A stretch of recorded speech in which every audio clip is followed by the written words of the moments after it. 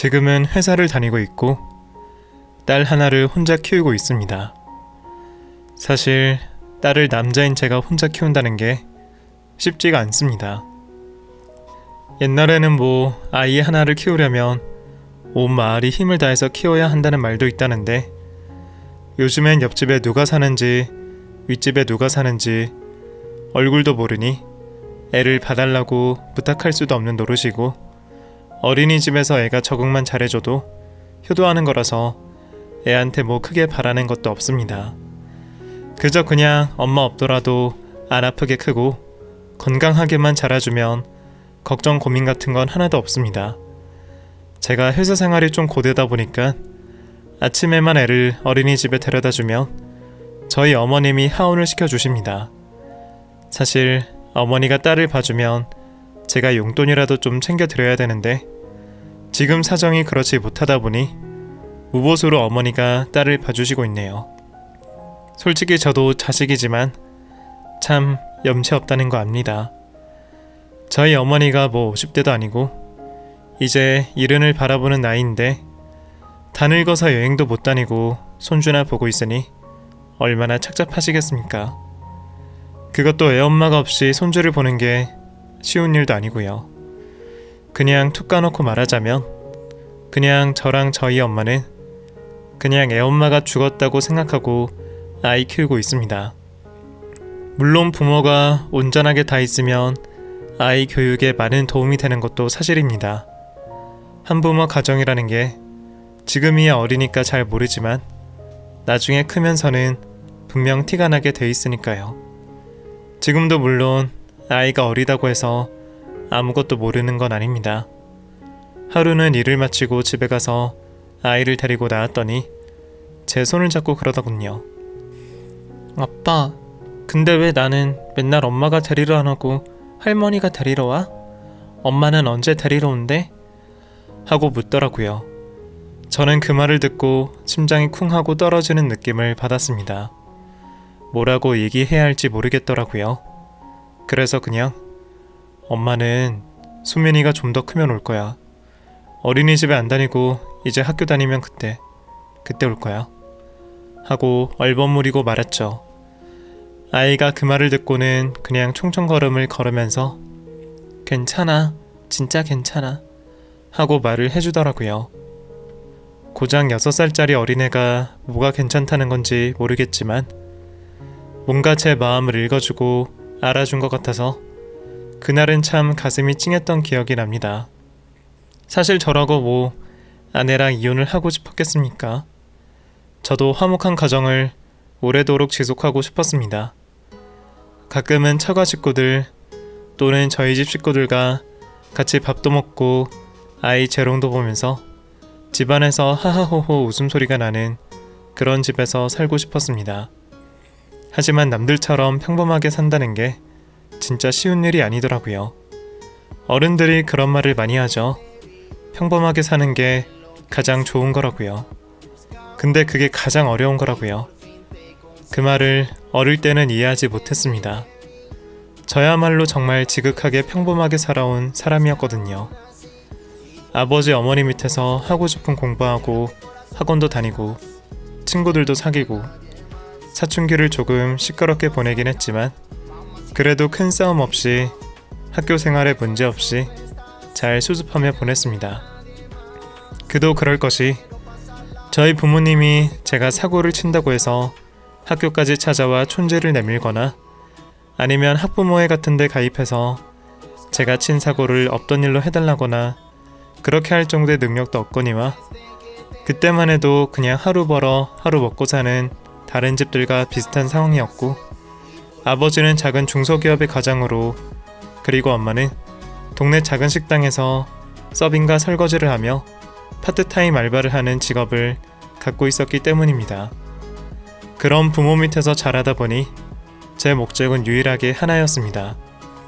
돈 걱정 없이 그냥 먹고 싶은 거 마음껏 먹고 여행 다니고 싶으면 마음껏 다니는 그런 사람이 되자. 적어도 돈 때문에 자식 새끼 앞에서 한숨 푹푹 쉬는 그런 부모는 되지 말자 하는 게 제 인생의 목표였죠. 그렇게 저는 철이 들기 시작했습니다. 그때가 고2 때쯤이었나? 솔직히 고1 때까지는 진짜 그냥 죽자고 놀았습니다. 뭐 술 담배를 하면서 불량 학생처럼 지낸 건 아니지만 정말 그냥 공부라고는 하나도 안 하고 책상 앞에 앉으면 시간이 어떻게 가는 줄 모르고 잠만 잤던 기억이 납니다. 오죽하면 담임 선생님도 출석부로 제 머리를 치면서 야 꼴통 일어나, 아니지 꼴등 일어나라. 너 이렇게 자는 거 부모님이 하시면 얼마나 속상하시겠냐? 어? 부모님은 죽어라고 이래서 너 학교 보내겠다고 애쓰시는데 이렇게 눈 감고 잠만 자면 보이는 거라고는 네 암담한 미래겠지. 어? 하면서 매일매일 저를 깨우시다가 나중에는 제가 자도 깨우지도 않으시더라고요. 학교 쌤들도 그렇고 친구들도 그렇고 그냥 저놈은 저런 놈인가 보다, 저러다가 그냥 인생 망하겠구나 싶었던 것 같습니다. 그렇게 얼레벌레 1년 고등학교를 다니다가 제 인생을 뒤바꿔 놓을 만한 일이 생겼습니다. 바로 엄마의 교통사고였죠. 그것도 답이 없는 뺑소니 사고로 제 인생관이 완전 뒤바뀌었습니다. 그날은 비가 엄청나게 많이 오는 날이었습니다. 얼마나 많이 왔냐면 저희 동네가 약간 오르막길에 위치해 있는데 비가 너무 많이 오다 보니 내리막길 방향으로 비가 흘러넘쳐 신발이 다 젖을 정도였으니 억수처럼 쏟아지는 장대비 앞에도 제대로 보이지 않던 날이었습니다. 엄마는 식당 마감을 마치고 집으로 돌아올 시간이었고 저는 집에서 만화책을 보며 엄마가 오기만을 기다리고 있었습니다. 그런데 그날 왜 갑자기 그랬는지 모르겠는데 비가 너무 많이 오니까 엄마를 데리러 나가야겠다는 생각이 들었습니다. 엄마 휴대폰으로 전화를 걸었지만 전화를 받지 않았고 걱정되는 마음에 저도 슬리퍼를 신고 나갔죠. 그런데 저 멀리서 엄마처럼 보이는 여자가 휘청휘청 거리면서 오고 있더라고요. 엄마! 엄마! 하고 소리를 질렀지만 비가 너무 많이 와서 제 목소리가 안 들리는 건지 엄마는 제가 부른다는 사실을 모르는 것 같았습니다. 제가 더 크게 엄마 하고 부르자 그때 엄마는 저를 향해 손을 흔들었고 제게 달려오다가 2차선 도로에서 바로 승합차와 부딪혔습니다. 엄마의 사고를 목격한 저는 우산을 버리고 엄마에게 달려갔지만 길바닥에 쓰러져 있는 엄마만 눈에 들어올 뿐 엄마를 치고 달아난 차 번호 같은 건 보지도 못했습니다. 저는 그 자리에서 바로 문이 열려있는 가게로 들어가서 저기요 119 좀 불러주세요. 엄마가 사고가 났어요. 하고 구조를 부탁했고 저는 정신을 잃은 엄마 옆에 앉아 손을 꽉 잡고 응급실까지 같이 갔습니다. 그날 그 사고 이후로 엄마는 골반뼈가 틀어지는 증상을 입었고 회복은 많이 됐지만 그 후로도 걸음을 걸을 때 약간 쩔룩이며 걷는 신세가 됐죠. 보기 흉하다는 이유로 엄마는 식당 종업원 일을 그만둘 수밖에 없게 됐고 우울증이 심해지면서 한동안 저희 가족은 암흑 같은 시간을 보냈습니다. 이 모든 게 제가 고등학교 2학년 때부터 3학년 때까지 있었던 일입니다. 엄마가 쩔룩거리면서 걸어다니는 걸 제 눈으로 보는데 어떻게 철이 안 들 수가 있겠습니까? 거기다가 엄마의 사고 현장을 직접 제가 목격해놓고도 저희 엄마를 치고 달아난 놈의 차량 번호조차도 확인하지 못했다는 현실에 한동안 죄책감에 휩싸여 몸도 마음도 너무너무 힘들었습니다. 그때부터였던 것 같습니다. 방구석에 틀어박혀 할 게 없다 보니 교과서를 읽기 시작했고 다른 친구들이 가해를 받고 학원을 다닐 때 전 친구들과 어울리지도 못해서 방구석에서 계속 책만 읽었습니다. 덕분에 고등학교 2학년 때부터 학업 성적이 미친 듯이 오르기 시작했고 옆반 담임 선생님까지 저를 찾아와서는 얘, 네가 민우니? 네가 이번에 전교등수 300등 넘게 올린 애 맞아? 너 진짜 컨닝한 거 아니야? 어떻게 350등 하던 애가 갑자기 전교 30등 안에 들어? 이상하잖아. 비법이 뭔데? 어? 너 혼자 공부하지 말고 친구들도 같이 성적 올려야지. 하고 말을 해줄 정도였으니까요. 항상 하위권에서 놀던 제가 처음으로 고등학교 2학년 2학기 기말고사에서 전교 30등 안에 들면서 학교가 뒤집어졌고, 생전 처음으로 저희 집 근처 유명 학원에서 저희 부모님 전화번호를 어떻게 알았는지 학원비를 내지 않아도 되니 6개월만 자기네 학원에서 수업을 들어보라는 제의도 받았습니다.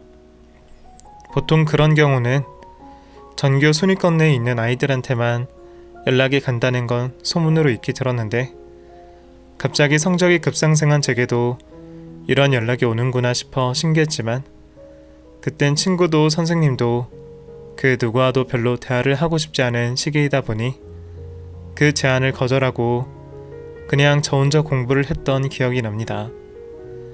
그 뒤로 저는 학교에서도 항상 혼자였습니다. 집에 오면 엄마가 있었지만 쩔룩거리며 걸어다니는 모습을 보고 싶지 않았고, 학교는 너무 시끄럽다고 생각해서 매일매일 동네를 돌며 걷고 또 걸으며 시간을 보냈습니다. 그렇게 고3이 되고 운이 좋게 학력고사를 잘 봐서 서울의 꽤 괜찮은 대학에 합격했지만 등록금이 없어 포기하게 됐습니다.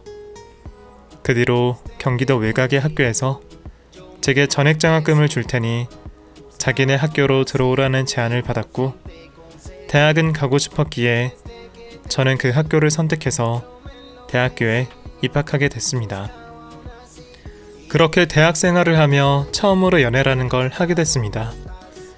제가 성격이 활발한 편은 아니라서 여자들에게 적극적인 편은 아니었지만 그래도 인기가 없는 편은 아니었던 것 같습니다. 첫년에는 여자가 먼저 고백을 해서 사귀게 됐습니다. 성격이 활발하고 주변에 친구가 많은 여자였죠. 하지만 그 친구와 연애를 하는 게 쉽지 않았습니다. 술 마시는 걸 좋아하고 시끄럽고 표현하는 걸 좋아하는 그 친구는 항상 제게 불만이 많았습니다. 너는 나 안 사랑해? 나만 너 사랑해? 나만 좋아서 하는 연애야? 하고 저를 항상 몰아붙였죠. 아니라니까. 나도 너 좋아. 왜 자꾸 그런 걸 물어봐? 나만 맨날 너 쫓아다니는 것 같잖아. 너는 표현도 안 해주고 내가 사랑하냐고 물어보면 입 꾹 다물고 있고, 설마 내가 널 좋아한다고 해서 날 얕잡아 보는 거 아니지? 하면서 제게 자꾸 사랑을 강요했습니다. 그게 너무 힘들어서 결국 저는 군대라는 도피를 선택했고, 군대 입대하자마자 3주 정도 지났나 여자친구에게 헤어지자는 일방적 통보를 받았죠. 오히려 속이 후련했습니다. 그렇게 제대 후에 학교에 복학해서 몇 번의 연애를 했습니다. 복학생임에도 불구하고 꽤 인기가 많은 편이었고, 다행히 군대를 다녀오고 나서 저도 성격이 좀 변해서 많이 활발해졌죠. 그렇게 4학년에 되면서 취업 준비를 시작했고, 운이 좋게도 대기업에 합격을 할 수 있게 됐습니다. 사실 제가 가고 싶었던 기업은 따로 있었는데 대기업보다 월급이 조금 작고 규모도 작아서 아무래도 돈을 많이 주는 쪽으로 마음이 기울었던 것 같습니다.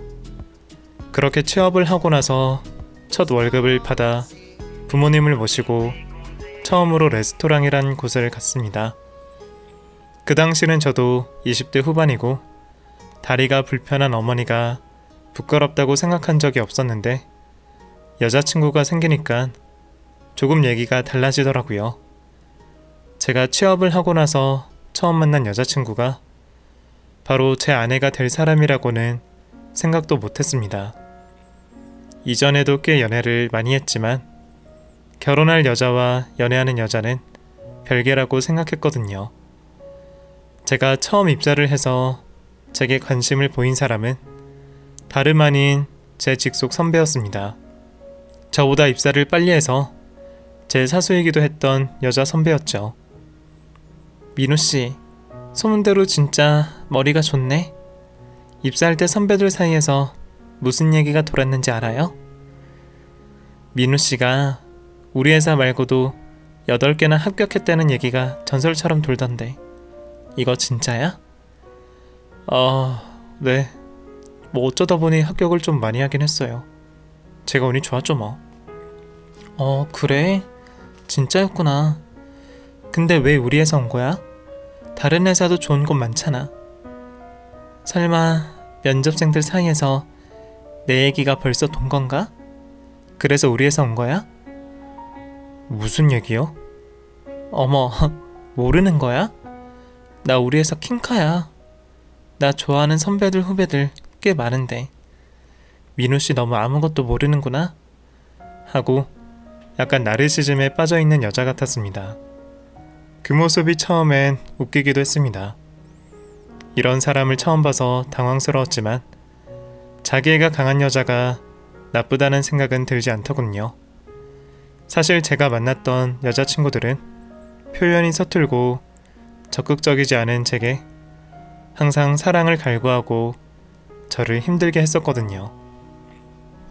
그런데 이 여자는 제가 대놓고 예쁘다, 착하다라는 말을 하지 않아도 본인 스스로가 그렇게 생각하니 자기 자신에게도 자신감이 굉장히 강한 여자라고 생각했습니다.